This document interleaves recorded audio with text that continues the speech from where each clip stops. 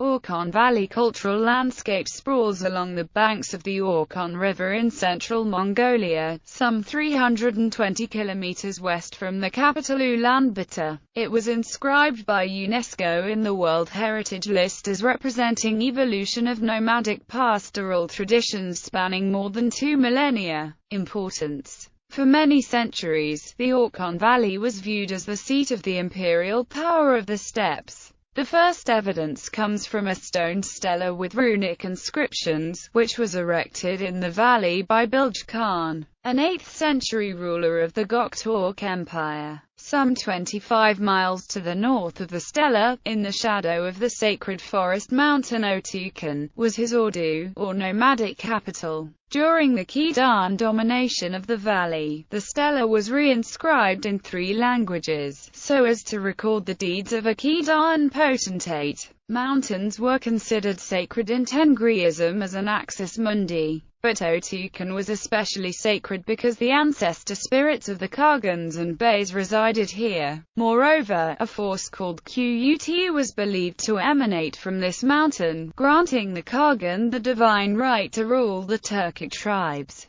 Whoever controlled this valley was considered heavenly appointed leader of the Turks and could rally the tribes. Thus control of the Orkhon Valley was of the utmost strategic importance for every Turkic state. Historically, every Turkic capital was located here for this exact reason. There were many houses by the bank, but they are all gone now. Sites. The main monuments of the Orkhon Valley are as follows. The Orkhon monuments are early 8th century Turkic memorials to Bilge Khan and Kul-Tijan, the most impressive monuments from the nomadic Gokturk Empire. They were discovered by Russian archaeologists in 1889 and deciphered by Wilhelm Thomson in 1893. Ruins of Kar-Balgas, an 8th-century capital of the Urkhon Empire, which cover 50 square km and contain evidence of the palace, shops, temples, monasteries, etc. Ruins of Genghis Khan's capital Karakorum, which could have included the famed Xanadu Palace.